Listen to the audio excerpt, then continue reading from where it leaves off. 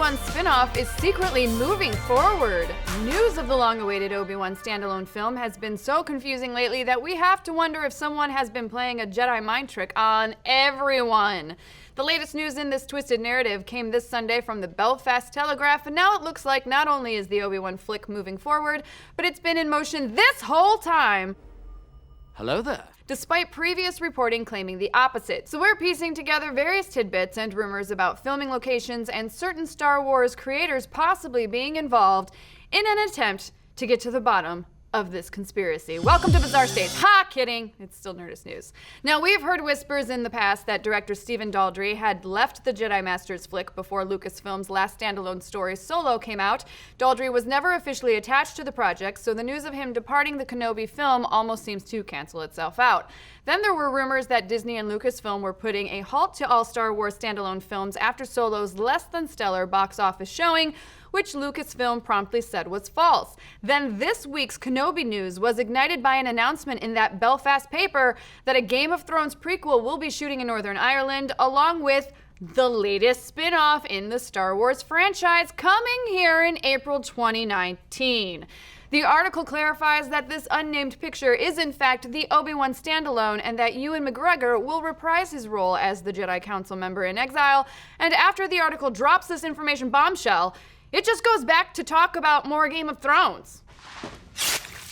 Back up, Belfast Telegraph. You're just gonna casually mention the previously unconfirmed Obi-Wan film and its shooting date and its unconfirmed lead actor, way to literally bury the lead. Now, to be fair, the Belfast Telegraph did report earlier this year that George Lucas was in town and got a tour of the very same film studios that are now reported to be the shooting location for the Obi-Wan film. They then added that afterwards he sealed the deal for the shooting location. There's even photographic evidence that George was hobnobbing in Belfast last fall, but was he really there to seal the deal? Well, since handing over the reins of the franchise to Disney back in 2012, George Lucas has been almost totally hands-off with no official or direct influence on the films. So we have doubts that Disney would send him to go ink a studio deal. But does it make sense that Lucas would be involved in the Obi-Wan standalone since he created the character in the original Star Wars films and directed all 3 of the prequel films that Ewan McGregor appeared in portraying the character? Now, despite his comments about how Disney has treated his creation, George does keep tabs on the franchise. We know he dropped by Ron Howard's Solo set to offer some advice for the characters, and recently he purchased the artwork for the Han Solo Marvel comic miniseries. It's possible that Disney, wanting to keep the creator and fans in their good graces and George Lucas having nothing better to do, could be teaming up to work on the Kenobi spinoff. And it does seem awfully coincidental that he would just show up to check out a studio that the film will reportedly shoot in. However, we're still gonna file this away in the maybe category. Strong maybe, but still maybe. Nevertheless, whether or not George Lucas is involved, according to the paper, the film is moving forward at that location, beginning production in April. Now, we still don't have a lot of plot details, but we've previously heard that the Obi-Wan film will take place during Kenobi's years as a hermit on Tatooine, silently watching over a young Luke Skywalker. So how exactly do the twin suns on Tatooine fit into all this?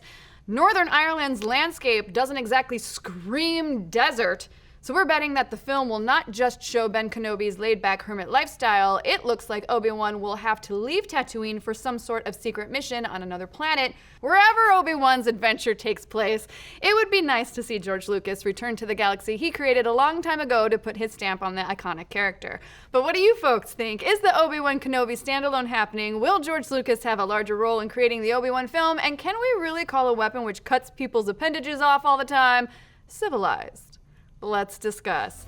Be sure to like, subscribe, and ding that little bell to get notified whenever we drop a new video, like today's Musk Watch, where Dan and Kyle discover that Elon Musk might secretly be a juggalo.